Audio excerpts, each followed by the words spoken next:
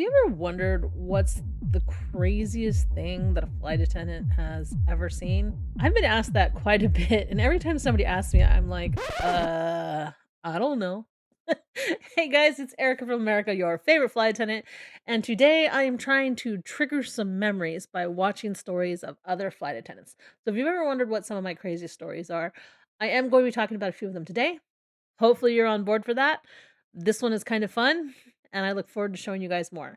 Sorry, it's been a while since I've posted. It's not that I haven't tried. I've done about 4 or 5 videos in the last couple weeks, but because of the move and bouncing between all these different Airbnbs and hotels while trying to move into our house, basically all of my equipment has failed, from the cameras to new microphone to my computer, everything. So I hopefully have it all back together, and I'm trying to get back into the routine of making videos. Thank you guys for being patient with me.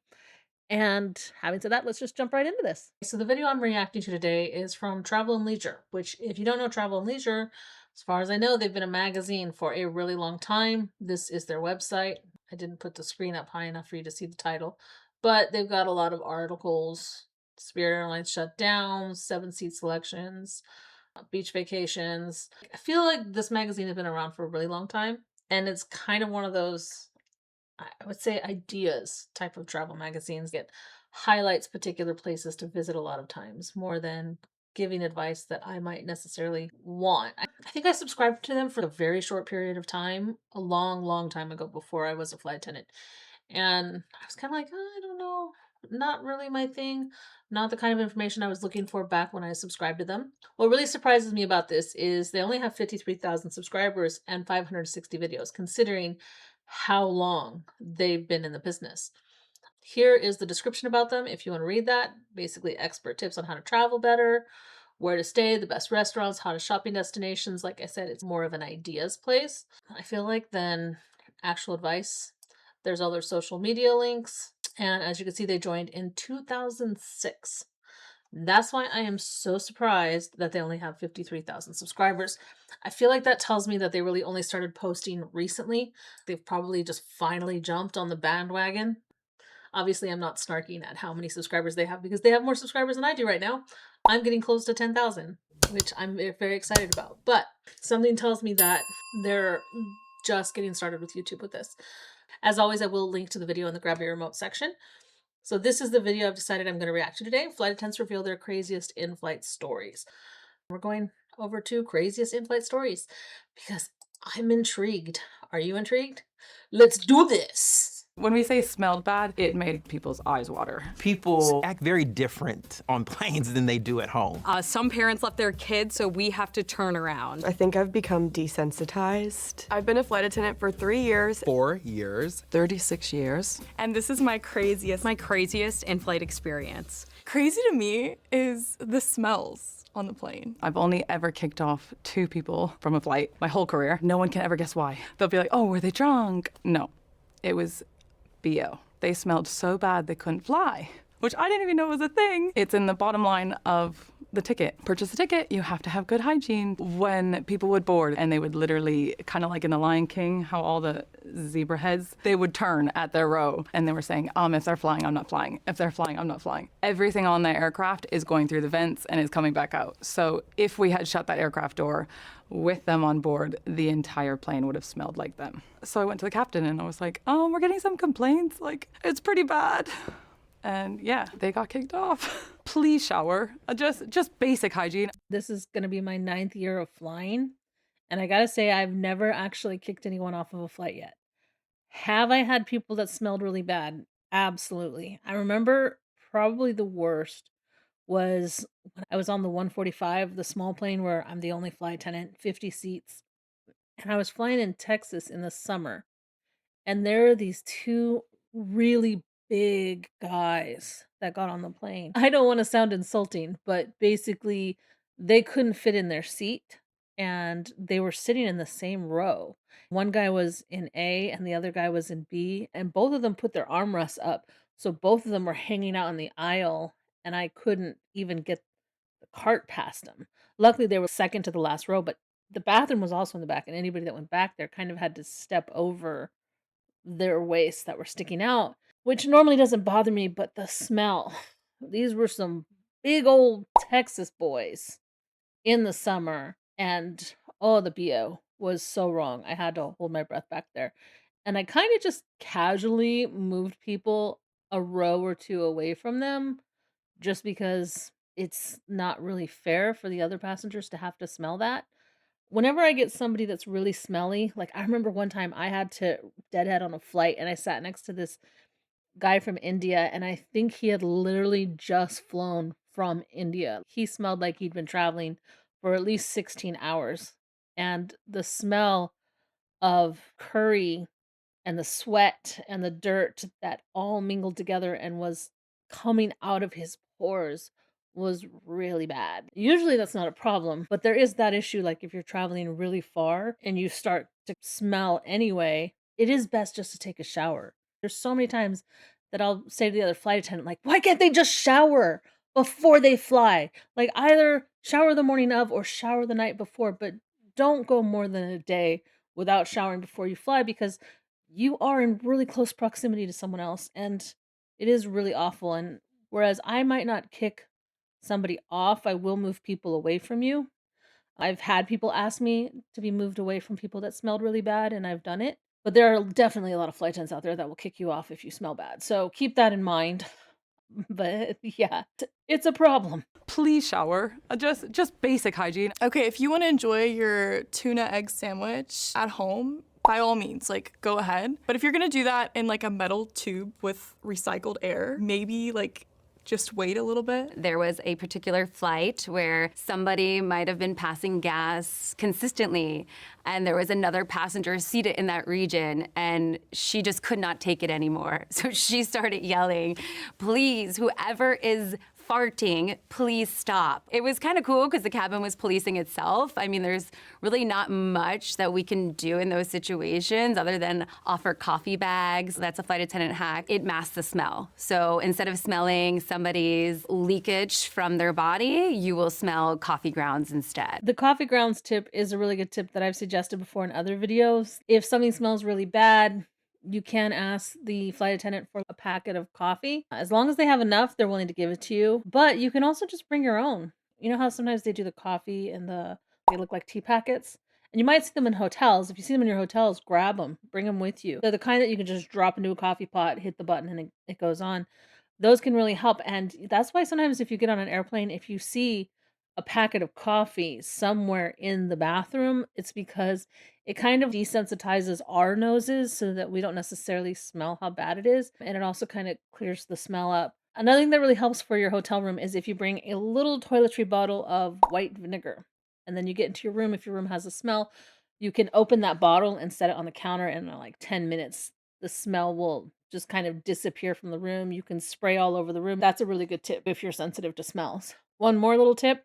This isn't to get rid of smells, but if you're prone to nausea, if you take hand sanitizer and you sniff hand sanitizer when you're in the air, like a packet of sanitizer, or maybe you put it on your hands and you smell it, that's supposed to help settle nausea really quickly. So the lavatories a lot of the times are right by the galley, and that's also like our kitchen. Someone will walk out of the lavatory and we'll be like, oh my gosh. So a lot of flight attendants actually carry like a little air freshener, which I've started carrying as well. A lot of people also put like the coffee bags like on top of the jump seat where the lavatory door is, so that it kind of like neutralizes the smell. But yeah, very, very poor placement of the lavatories, unfortunately. When you go through training, they do have situations where the instructors are literally acting like crazy people. Sometimes even some of your classmates are acting like crazy people. Crazy is the unpredictable. Every single day that I come into work, I expect the unexpected. We allow cats and dogs on the aircraft, and someone came on with a squirrel. Sorry, sir, squirrels aren't allowed on board. And he looked right back at us and he was like, "That's my cat." We were looking at the squirrel and we were like, that cat has a tail that looks like a squirrel. I mean, I was questioning my sanity. Gate agent came on and I said to her, "That's a squirrel, right?" "Yeah, sorry. You and your squirrel cat can't fly. On my first ever day of flying, this was my first trip out of training. We had landed in Charlotte, and so I stick my head out the window and I see a bunch of police officers, and they are like vests on, ready to go. And I'm new, so I'm thinking, are police always here to open the door? And they come in and they're like, tell all your passengers to sit down right now. The police basically storm the plane and they drag one of my passengers off. While all of this is happening, we have a dog in main cabin who had a severe accident all over main cabin. I have a passenger who's like, can I get a napkin? Can I get a napkin? I have to clean up my dog's poop. There's police dragging a man off the plane. This man was being arrested for armed robbery and home invasion. They're asking for a napkin. The cabin's now smelling. One of the pilots goes, can you arrest the dog while you're at it?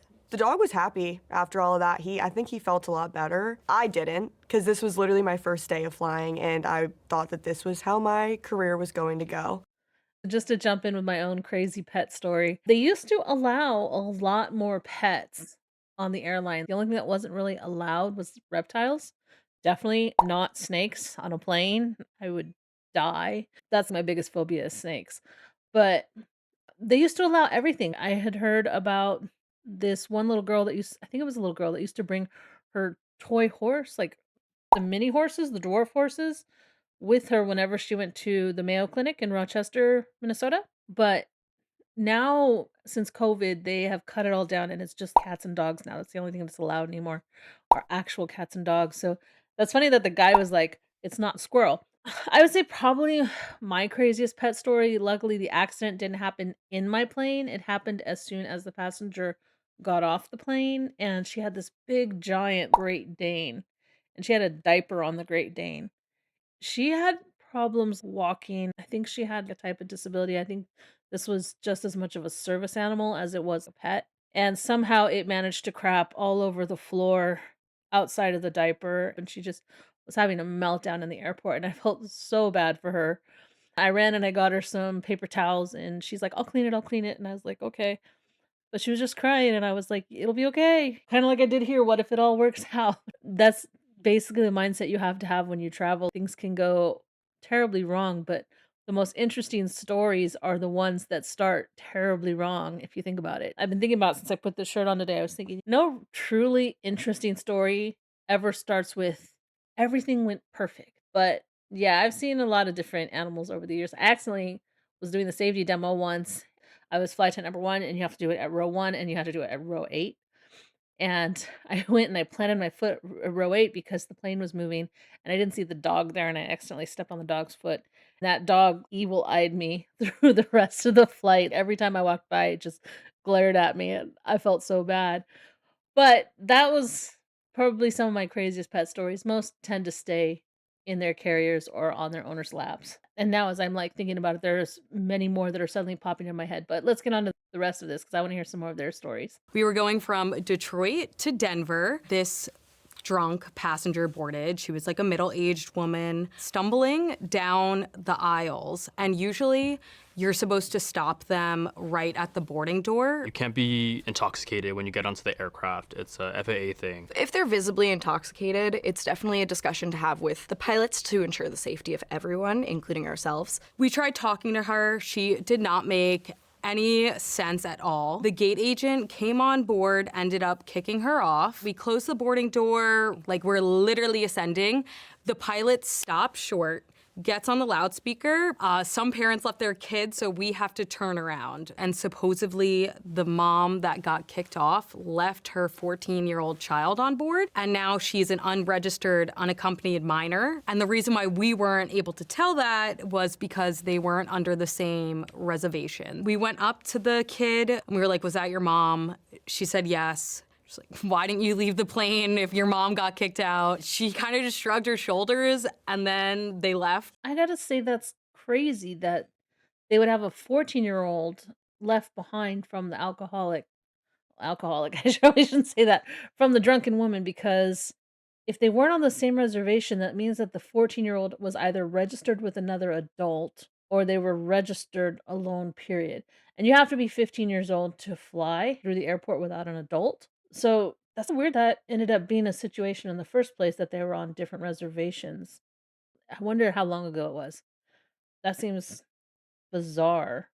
Unless they lied about her age. I don't know how that would happen, but that is pretty shocking that would happen. People act very different on planes than they do at home. There's this sense of situational awareness that just completely leaves. And then passengers that are constantly vaping or constantly smoking, that is also crazy. It's like we know that you vape, and we always know because when you get on that plane and you're vaping in that bathroom, there's a signal that goes to the cockpit, and we just know. There's a sensor in the restroom. We know when it happens. So we obviously look at who was the last passenger that came off the bathroom, and then we kind of make that determination if like we should take you off the plane. It is funny that they're saying that. One of my mechanics the other day was actually talking to me about this when I took my car in, and he asked me, do the sensors actually go off for vaping? And in the bathrooms, absolutely. Again, I fly regional. These sound like mainline flight attendants, and the way that he was describing finding the people is a lot more complicated than I have to do because there's only 2 bathrooms, there's 2 flight attendants on my planes,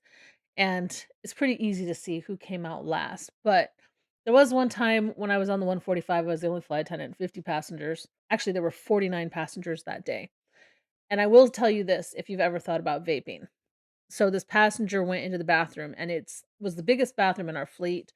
The walls were pretty wide, far apart, and then the whole bathroom was the size of the body of the plane. So it was a big bathroom. And a guy went in there and he started vaping. The next thing you know, the sensors went off in my galley, which was at the front of the plane. It went off in the cockpit, which the pilots heard it. The pilots called me and they're like, "What's that noise?" And I said, "I don't know. I've never heard it before." It was the first and only time anybody has ever vaped on one of my planes, at least in the bathrooms. My mechanic was telling me he likes to do it and try to blow it into his shirt, but you do risk setting off some alarms. And what will eventually happen if you do that is what happened with this flight. With this flight, the pilot said, "Go check the bathroom, see if there's a fire," because that's a fire alarm that's going off. And fires spread incredibly fast through the plane, incredibly fast. So, whenever there's a fire on the plane, the flight attendants, we go in like firefighters and we don't stop until that fire's out. We put on these head things and we go in with every fire hydrant we have and we start ripping the walls away and we try to find it and put it out ourselves. If something like that were to happen on a plane, the pilots would immediately land at the closest airport. That is why it's such a big concern because that is going to immediately make the air toxic almost. So, anyway, what happened this particular day, the alarms went off. Pilots told me go check the bathroom. I go check the bathroom. I'm knocking on the door. The guy doesn't want to answer. I'm like, "Excuse me, sir, are you smoking in there?" And I'm like, "If you don't answer, I'm going to come in because we can still get in the bathroom if you lock the door."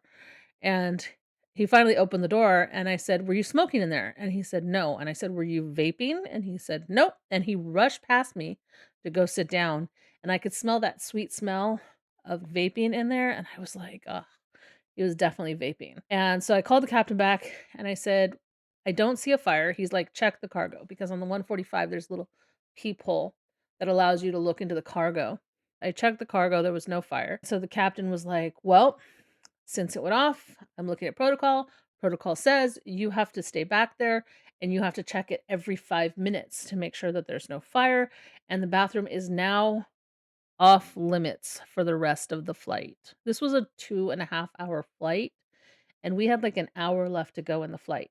The reason I know that there was 49 seats is because there was one empty seat on the plane, and I had to move the guy next to the bathroom in 18A to that one empty seat. Every 5 minutes, I pushed that door open, looked inside, occasionally check and make sure there was no fire in the cargo for the rest of the flight. So don't do it. It's not worth it. You don't want to make that bathroom inoperable for the rest of the flight, even if there's more than one bathroom, because you're also going to take one of the flight attendants out of commission as well. We're trained for if these alarms go off, it's because of smoke, blah, blah, blah. We're not trained for grown men denying that they had smoked on the plane. Came out of the lab, the alarm's going off, there's smoke in the lab. We need to know where you placed it because of a fire. Like, a lot of people try and stick it in the trash. That's why we have something in the trash that will automatically put a fire out. I don't care what your name is. I don't care anything about you. Where's the butt? Like, where'd you put it? That reminds me real quick. That is another reason why there are ashtrays by the bathroom. People are always like, if there's no smoking allowed, why are there ashtrays in the plane? Because somebody will try to smoke a cigarette at least once in a plane. Have they ever done it on mine? No. But I would not be surprised to see them do it on bigger planes because our galleys are by the bathrooms on our plane, so they can see it. But yeah, that's why there's ashtrays on planes. He looks him straight in the face and, what cigarette? Wasn't me. So I don't really know what to do with that because it was you. There's smoke in there. The alarm's going off. He's like, it must have been like that before I got on board. It's just common sense not to smoke in a plane. Vaping in the bathroom is one thing, or going into the lavatory with no shoes on. Like, that's not water on the floor there, it's piss. Or with socks, which I think is worse because you're So gross. So gross. having pee all over your socks. Never gotten the Mile High Club phone call. I don't think our bathrooms are big enough to fit 2 people, unfortunately. So the stereotype. Okay, before they get into their stories, Mile High Club. Oh, I have never had any passengers try to join the Mile High Club. For those of you that don't know what the Mile High Club, that's basically getting it on in the bathroom while in the air. Yeah, I've never had anybody try to join the Mile High Club on my planes, but I did fly with a flight attendant once who bragged about doing that while working. I will not say who it is because honestly, I cannot remember their name or their face, but I was just shocked. Yeah, that service was probably the best service that passenger ever had. I don't know. I hear the craziest stories sometimes from other flight attendants versus passengers, which really makes it fun to fly with other flight attendants sometimes. I don't think our bathrooms are big enough to fit 2 people, unfortunately. So the stereotype is huge. A lot of flight attendants get with a lot of pilots. The actual luxury of Mile High and in the bathrooms, no. If there's 2 people going into the restroom, we all see our jump seats are right there next to the lavatories. No, it's not gonna happen. I saw it, but in my brain, I was just like, you're going to the bathroom, so many bacteria. Like, what are you gonna do? Oh, it's just disgusting me. But I guess some people, they have this crazy sexual ideas. We will have someone come on board and they will be a 10. I'm like, Chris Hemsworth 10. The crew knows. Sometimes we'll chat about it. We'll tell the back, oh my God, 7A. But then we'll be in flight and there's turbulence. So the seatbelt sign comes on. We have to make our announcement. We have to have everyone seated. And Chris Hemsworth, 7A, will stand up. You are no longer a 10. You are all the way down to a 0. Pretty much that is general rule. So they mentioned sometimes they see the flight attendants and the pilots sleeping together. Definitely not in our planes. Our planes don't have the facilities for that. Our bathrooms are tiny to begin with, and it always amazes me when a parent squeezes into the bathroom with their child. The mainline bathrooms are even smaller than our regional bathrooms, which you would think it would be the other way around. But some of the mainline planes, the ones that go international, actually have these coffin beds or something. They're literally like pods that are kind of in the overhead bins. I haven't been on all of the planes. So I don't know what they look on all of the planes. But they usually have some in the back for the flight attendants and some in the front for the pilots. And a mainline flight attendant had told me once that the airlines had originally designated that so that the pilots and the flight attendants wouldn't sleep together, especially on long trips, that they wouldn't hook up. And a lot of those stories came out of the days when there were a lot of limits on what a flight attendant could be. Like when flight attendants were first hired, they had to usually be between the ages of 18 to 28. They had to be under 150 pounds. They had to be a certain height. They couldn't be married. And a lot of flight attendants got hired under those standards when they were hiring women for those positions. They thought they would only be there for a few years, and eventually labor laws kicked in and you weren't allowed to discriminate based on age or weight or size or marriage or if you have kids or whatever. So, so one of the flight attendants once, she'd been there for 30 years. She's like, jokes on them, we're still here. And she was the one, I'm pretty sure, that was telling me about the stories about the flight attendants and pilots sleeping on the planes. Instead, what a lot of them would do on the planes is they would just hook up at the hotels. So I had heard from a pilot that had been flying at my company for a really long time that for a while put the flight attendants and pilots in separate hotels so that they wouldn't hook up because they don't want infidelity or they don't want drama. And that didn't work out too well because one of the things about flight attendants and pilots being at the same hotel, like I was just talking to a flight attendant about it yesterday, we were talking about, have you ever missed the shuttle? I've only ever missed a shuttle call time once, and that was because I wasn't feeling good and I had laid down to put some earwax drops in my ears. My ears were really stuffed. I usually do that with a little wad of Kleenex, and then I roll over and let it all drain out. And I was so tired that I put the drops in, and then as soon as I felt myself falling asleep, I just rolled over. The next thing I know, the pilots were calling me at 5 a.m. like, where are you? Are you coming down to the shuttle? So when they had enough flight attendants or pilots miss shuttle time because there wasn't somebody else there to call them, they started putting us all back at the same hotels. Part of me thinks that the real truth behind that is that they gave the pilots the really nice hotels and the flight attendants the really crappy hotels. And then the flight attendants probably threw a fit about that with their unions. And most likely the unions were like, this isn't fair that you're giving the pilots the nice hotels and the flight attendants the cheap, crappy motels or whatever. They should all be together. It is really funny now because our contract says that we have to be in a enclosed hotel, not a motel. And there's this one motel that we go to in, I want to say Montana, that is really funny because it's mostly open and it's clearly a motel, but there's one section of the motel that they enclosed so that it's got a hotel vibe and it's got security locks on both ends, and that's where the crew goes. So they built that in just so that they could fulfill the contract with us. But anyway, I've gotten off topic. Let's get back to the video. There's an entitlement that they feel that if they have the seat, that the overhead space is for them as well, but you pay for the seat. You're not paying for the overhead space. Flight attendants are paid when the boarding door closes and when we push back from the gate and then take off into the air. A lot of people don't know and don't understand that when these things happen, we're not getting paid at the time of like the delays and the cancellations. We're only paid for the flights that we work. So a lot of people don't know this, but you are welcome to come back to the galley and chat with us, ask us a question if you need something. If the seatbelt sign is off, ask for water, ask for headphones, glass of wine. We are so happy to get that for you. We are here to be the calm in the chaos. Kindness really does go a long way. You never know when you come to work, something different every day. Some of my craziest stories come from like being in the back and somebody is having an emotional moment and they need a hug as they're crying on my shoulder. Like, you're a therapist, you're a friend. I've heard about breakups. I've heard about toxic boyfriends. And I'm like, girl, leave that man. He is not worth your time. He is not worth your time. Oh, that's funny. Leave that man. He's not worth your time. I've had that conversation before. It is true. We are only paid when the door is closed, which is why we will rush to close the door a lot of times. It isn't why we close the manifest early. A lot of people don't understand why the manifest will close 10 minutes to 15 minutes before departure time.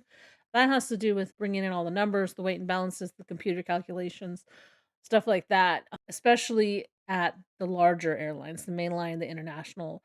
Weight and balance is so important because they have to figure out how much fuel to put in to counter the weight and balance that's on a plane. Regional, it's also just as important because they are smaller planes. You have to land with a certain amount of fuel. So the fuel is going to dictate the route that the plane is going to take. And the longer that we sit on the ground with the engines running, the more fuel that burns. Every now and then you might have to go back to the gate to refuel. And of course, we don't like opening the door because then we don't get paid. Here's some things that you might not know that you might find interesting. A lot of airlines will shut the door quickly and then just sit there at the gate for a long time. It's not that they're trying to make more money. They close the door early so that way they can make more money, the crew, but they don't get pushed until the ground's ready to push them. So that might be why you're sitting there for a while. Now, if you get pushed and you're sitting out on the runway and you're not taking off and you're thinking, why are we sitting out here and not taking off? A lot of that has to do with the airport you're going to. The airport you're going to has to line up all of the planes in one line as they come in for a landing. I had read once at O'Hare that the rate of landing was about 28 seconds, one plane every 28 seconds at O'Hare. And so if you imagine one plane landing on one runway every 30 seconds, and it's got to be off the runway before the next plane can come in for a landing, kind of gives you a different perspective. So they all hover in the air and you can see them like a line. It's so cool to see, especially at night because they'll all have their lights on and it's very easy to see them at night. In the daytime, not so much.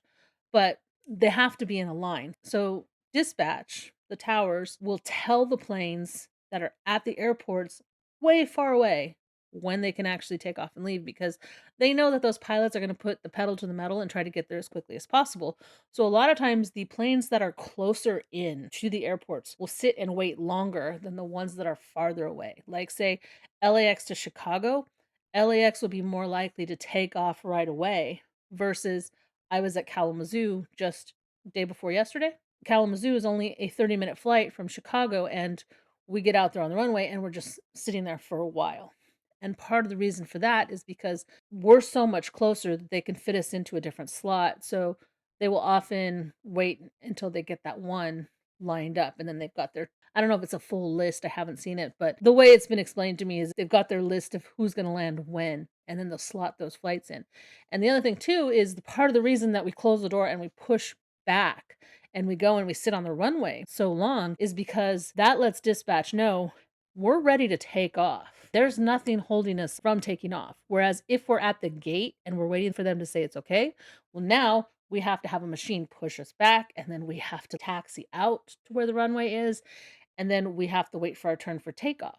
So a lot of times if you're at a smaller airport and you find that you've pushed back and now you're just sitting there on the runway and you don't understand why, that's because the pilot is waiting for an opening, and if he was at the gate, it's going to take a lot longer to get that opening. It can take easily an extra 10-15 minutes to get that all clear from dispatch at the bigger airport versus sitting out at the runway and they go, "Oh, you're ready? Go now." So know that next time you're sitting out on the runway and you're waiting for an opening, you're waiting for a clearing, it's because the destination airport has to give the all clear for the plane to take off from where it's going from. Because once it's in the air, it's burning fuel and there's nowhere for it to go. One of my craziest stories. There was this one time we were on the 145 and we took off, and I forget where we were flying to.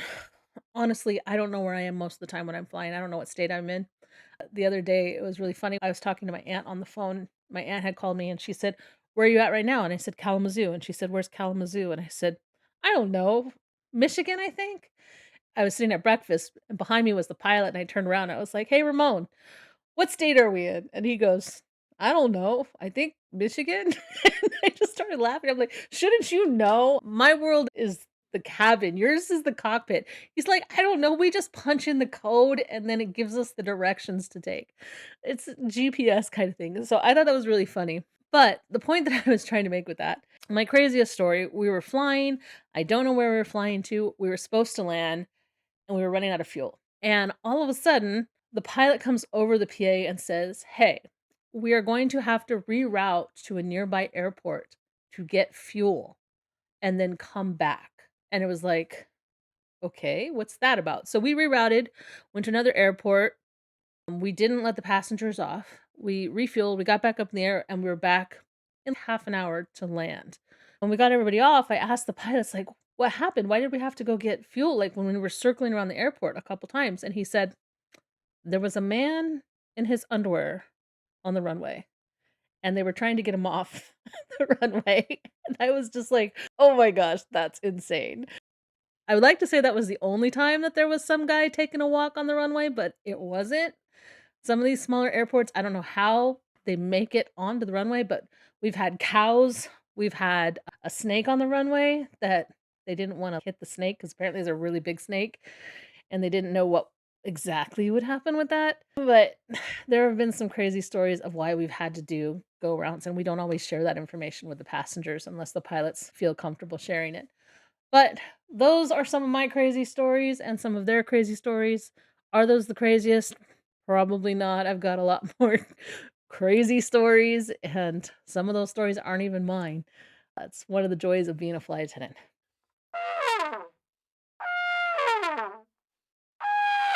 Okay, guys, it's about that time. Grab your remote because I'm going to be wrapping this up and linking to Travel and Leisure's video. I'm going to link to a different one instead tonight since we watched the whole video of the other one. In the meantime, the giveaway winners from the last video back in March. I'm so embarrassed it's taken that long. Like I said, I've recorded several videos, but everything has gone wrong. Even tonight, I'm struggling with a lot of this software. I think I might have to buy a new computer next. Yeah, might have to. This is what I tell my husband. Anyway, the giveaway winners for this video right here, I picked 3 tonight. And those 3 are these ones right here. And also, I have 2 Gimme Pass winners this time. Basically from the last video that I did, not the Mother's Day one, but the one before that in March, I had asked, what kind of advice would you give a teenage girl to defend herself, especially if she were to solo travel? And these 5 people were the people that I really liked what they had to say the most. If you don't know what the Gimme Pass is, basically the Gimme Pass is between now and the next 6 months, if something comes up that you like more than what the video was that you won, you can just let me know and I will give you the prize from a different video, any of the videos within 6 months. So for example, the Gimme Pass winners, the video that they won in, the prize was $75 Amazon gift card or $60 basically cash from PayPal or Zelle. But the Mother's Day one was a $100 Amazon gift card and $75 from PayPal or Zelle, because like each month I'm usually able to get just a little bit more and a little bit more from YouTube that I can turn over to you guys. So if the Gimme Pass winners wanted the $100 and the 75, they could get that instead. And then like in 5 months from now, I might be giving away $500. So they might want to wait 6 months and see what kind of prize they get. Also, if you're wondering if you've won before, go to this website right here, faguides.com/winners. That's where I post everybody's name, and it is amazing how many people don't seem to know that this might be them, because a lot of people haven't contacted me to let me know, hey, I'm one of the winners. So check out the website. I'll put the link in the description below just to make it easy for you guys. And if you're not sure if that's you or not, just click the little picture up in the corner of your YouTube video to go to your profile page, because sometimes the name you picked is different than the ID that YouTube gives you. So it might actually be you. So make sure you go to that page. I also have listed a new email address because everybody's emails were getting lost to me in the previous email address. So this email address that's on that webpage down at the bottom now is specifically for winners. So then that way it's easier for me to communicate with the people that have won. Answer the pinned comment. And then after 24 hours, I will pick some winners for both the Gimme Pass and the typical giveaway. Oh yeah, one more thing. So I have actually been recording some of the stuff I've been doing around the house here. Since the house is, I think, 173 years old, there's a lot of really cool stuff about the way this house was built that I haven't seen in any other house that I've ever lived in. And I was going to put together a long video about that, but I think most people come here for the travel advice versus like what's going on in my personal life. And YouTube keeps nudging me that I should start a membership. And I'm kind of like, I don't know, maybe, maybe not. And then I was thinking, okay, so when you do the membership, it locks certain videos that I choose behind the membership screen, and I was thinking about doing it. The lowest that they'll let me charge is 99 cents a month. So I'm thinking of doing that. If you want to see more personal stuff, that stuff is going to be unedited. That's going to be stuff like house information that I'm probably going to do. It might be stuff like food reviews. I don't know if you guys want to see food reviews, because sometimes the food in different areas of the country are astounding, like tacos. I did not know that you could mess up tacos until I became a flight attendant, but I've also had some truly interesting tacos that were phenomenal, and I've had some that like I spat it out immediately, especially in Austin, Texas. I gotta say, I'm not the Tex-Mex type. I grew up in Southern California, so I'm more like the Baja Mexican food type. Like today I was talking to somebody about banana pudding. I love banana pudding with banana chunks in it, but I don't really like vanilla wafers. I'm not really a crust type of person. If I do a crust, I prefer graham cracker crust versus the typical crust that you might have on a pot pie or a vanilla wafer crust. But I love a banana pudding, and probably the best banana pudding I've ever had. It was either Kentucky or Alabama. I forget which one it was, but it had caramel in it too. Like not fully mixed in. I think they layered it in, and it was phenomenal. Blew my mind. So I was thinking maybe some of that stuff I might put in the membership stuff too, because I don't know if everybody's interested in food reviews or not. You guys let me know in the comments below, because I want to make sure that I do things that you guys find interesting. I want to talk about cultures, and some of the stuff might not be travel related. So if you think I should do a membership where I lock away some of the stuff that's non-travel related, like I said, I'm thinking the 99-cent one, if YouTube will let me do it. If you think that's a decent deal, let me know in the comments below. Again, if you like this video, let me know by hitting the like button, and don't forget to hit the subscribe and notification bell so that you can always enter in the giveaways, because that's usually only open for about 24 hours after each video goes live, and then I will try to announce it in the following video who won. But yeah, that's about it. See you guys in the next video. Ciao!